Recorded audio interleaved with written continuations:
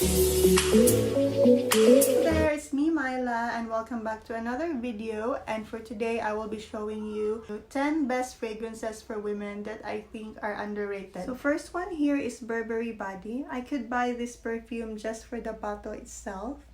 So you can see it's so lovely. So this one is a very soft, very subtle fragrance. I don't smell this one. I think this is underrated. Even me myself, sometimes I forgot I have this one, but every time I smell this, it's really good. I think to myself, why I don't use this more often. So this one has a, I could smell more of the rose for this one, the dominant scent that I could get, but it's not overpowering, strong rosy scent that you could imagine like in the other perfumes with rose on the note. This one is more skin scent. It's very soft. It's very feminine but classy. I could imagine a very elegant woman wearing this one. On the weird side, I don't know, but it keeps reminding me of going in a hotel, in a class, expensive hotel, lounge room, something like that. I don't know. This one also reminds me a little bit of Chloe, although this one is less overpowering. The rose in here is less is softer compared to Chloe. As I've mentioned, this is close to your skin's scent. So next is another elegant fragrance, I would say, and it's Gucci Flora. As you can see, another lovely bottle. This gives me a little bit of a Burberry Body vibe on it, almost the same as this one, although this is more citrusy and more floral. This is a fresh floral scent, I would say. So this one is an amazing floral scent with a hint of citrus. This is perfect for spring. I think it's also very youthful, fresh, with a sense of elegance in it. Plus the bottle is so lovely, and surprisingly it lasts long on my skin as well. So next one is Vera Wang's Princess. It's another very cute princessy bottle in there, as you can see, with a crown and a ring in it. You can imagine that it would smell like some teeny weeny fruity sweet perfume, but it's not. I think it's more mature than the bottle itself. This one smells like chocolate, vanilla, but very soft, very soft. It's not strong. After you spray it on, it would become almost skin scent as well. I don't know, but there's also something comforting in this perfume. The chocolate and the vanilla is dominant, but not in a strong way. Like, I almost cannot remember that I'm wearing a perfume when I have this one, though I could sense that there's something sweet that I could smell. Like on my skin, it's very skin scent as well, which I like, because I also don't like a very strong overpowering perfume. Very feminine, very light. The next three perfumes I'm going to show you are by Rihanna, and I think this line of perfumes of her are way underrated. In my opinion, I think I even like this more than those well-known perfumes that she has released. So the first one I'm going to show you is Kiss by Rihanna. So this is a 15 ml bottle. The full bottle exactly looks like this as well. So the first impression I have, this one is fresh, cool. It has like a bubble, it has a bubble gum, I could pick up a bubble gum scent in there, a little bit minty, although there's no mint or bubble gum in the note. I think the opening is more of a softer plum and then floral. So as I've mentioned, it's very fresh. I could imagine this on a summer, but it's also, for some reason, also a bit cozy for winter, because it's sweet. Also a little bit similar with Viva La Juicy by Juicy Couture, but I think I like this one better. As I've said, it's more fresh. Very good for winter or even summer. Viva La Juicy, I don't like wearing it on a summer, but this one I think it's safe for all year. Next one is RiRi. So this one is cotton candy and powdery. So those two are the first thing that comes to my mind. It's very sweet like cotton candy, yet it's powdery as well. So I think the vanilla in the notes makes this one sweeter, but to me it's not vanilla, it's more of a candy, as I've mentioned, cotton candy yet powdery. This one is also very girly, sweet gourmand scent. But I don't find it sickening, though it's sugary sweet. I think there's still a hint of freshness in there.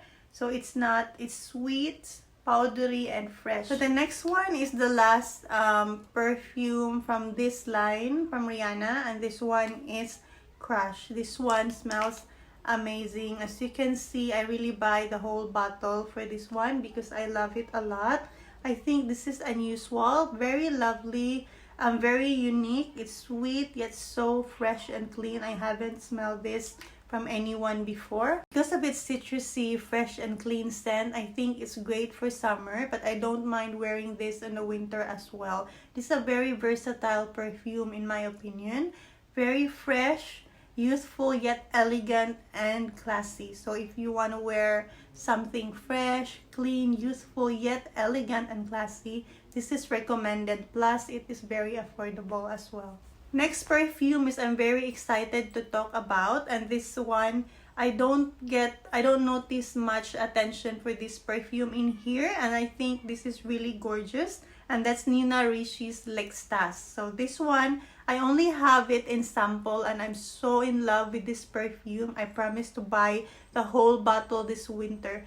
This one is really very seductive, gorgeous perfume. It's so sweet, yet it's sophisticated and mature. I could sense the strong caramel in there. There's a little bit of rose scent, but it's very faint. You cannot almost smell it. It's more of caramel and citrus. It's very gourmand. It's so perfect for winter or colder nights. So if you like gourmand and seductive scents, you might want to give it a try, or perhaps add this in your winter collections. So next is Versace's Dylan Blue pour Femme.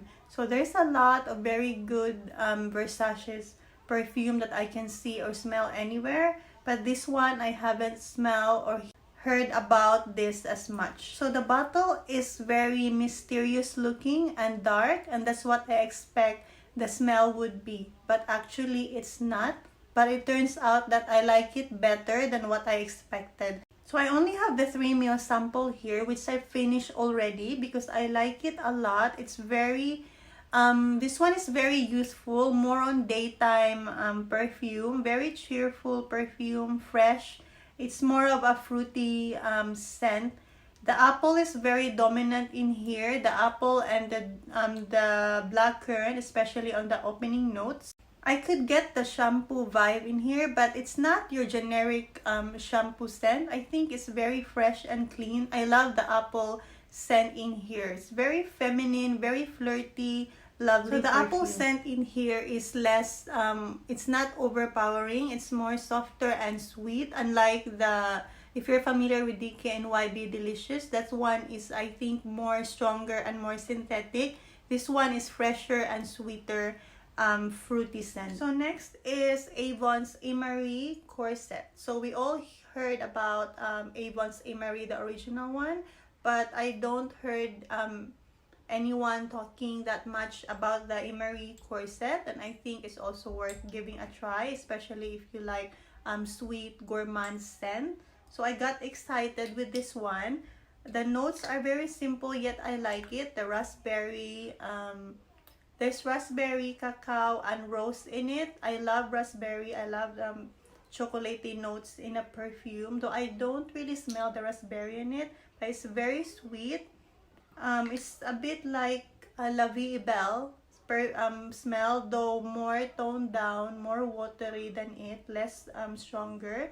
Though it still have that Avon's Imari's signature scent, which is the powdery scent in here. So it gets very powdery in the long run. So it becomes a faint chocolate, almost skin scent in a few hours. So it's very rich chocolatey scent with a hint of fruit, raspberry in it, but later on it becomes very faint, very soft chocolate powdery scent.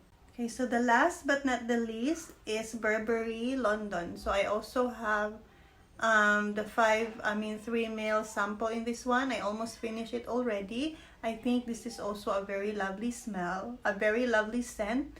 It is more floral, but very feminine and very soft, subtle scent, I could tell. Also very elegant. I could imagine this more of a work perfume during the day. It's not overpowering. This, it has the tangerine note in there, but I don't get the tangerine. It's more floral, especially on the first, on the opening. I find it strong, but later on it becomes very, as I've mentioned, very subtle and very soft. I could smell more of the jasmine in there than the rose. So I first imagined this to be a winter perfume, but it turns out like it's more great during the summer, spring to summer season. This is also, as I mentioned, good if you are working or you are looking for a perfume to use in the office while at work. I think this one as well is great. This is elegant yet simple, not overpowering at all. So that's it for my 10 best fragrances for women, which I think should get more credit they deserve.